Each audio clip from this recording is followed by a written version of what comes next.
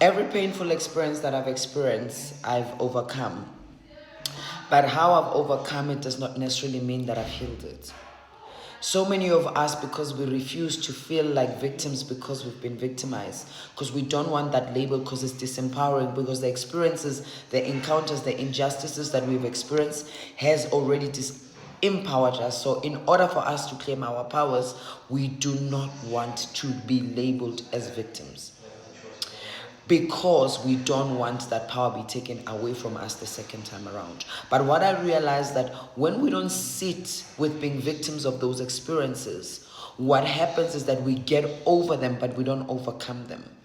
What it means is that we end up self-sacrificing all the time because we are trying to look like good, strong people, people who do not let their trauma dictate, people who do not let their traumas deter them, people who don't let their traumas define them.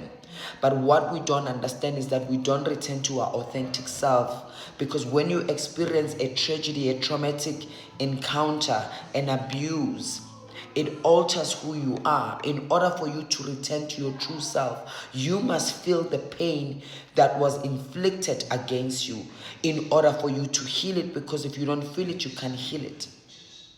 And it's only in 2023 that I realized in order for me to stop being a people pleaser, to stop self-sacrificing, I must return back to the old wounds. I must open the wounds that I thought I healed, but I actually covered them with a bandage. And what they were doing, they were oozing pus and blood, and they were becoming septic, but they were eating life away at me because I kept on giving so much of what I was not supposed to give in order for me to look like I'm not the toxic one. So I am at a point where I am not going to be tolerating. I've got a levels of intolerance against anything that is unjust towards me.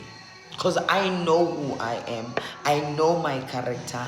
I know I'm not vicious. I know I'm not a villain. And I'm going to refuse those who are vicious and villains towards me come and play victim, so that I become the hero and I rescue the situation. I go for the healing.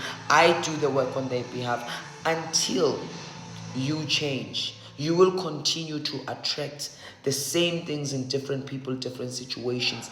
Just because you are healing does not mean that you won't get these experiences before. Healing truly means understanding that you were a victim and staying with that and working with it so that you can become a survivor. Once you have survived, it means that you have healed. But once you become a victor, from that experience, you have learned. So you come out with trauma wisdom. Once you use that wisdom to teach others and empower others, you become a warrior. And as we journey towards warriorship and not heroship, because those who don't want to feel like victims, they end up becoming heroes, saving those who did not ask to be saved, because they too need saving. So I'm not in an era of saving anyone from themselves. I'm in an era of saving myself from the things that others have done to me. And I'm in an era where I give less F's, and where my no's are stronger and plentiful, and where my yeses come from a mindful place, so that I know that when I say yes, I mean it. I don't regret it. I don't exploit myself. I don't self-sacrifice myself. I don't overextend myself. What about you, tribe members?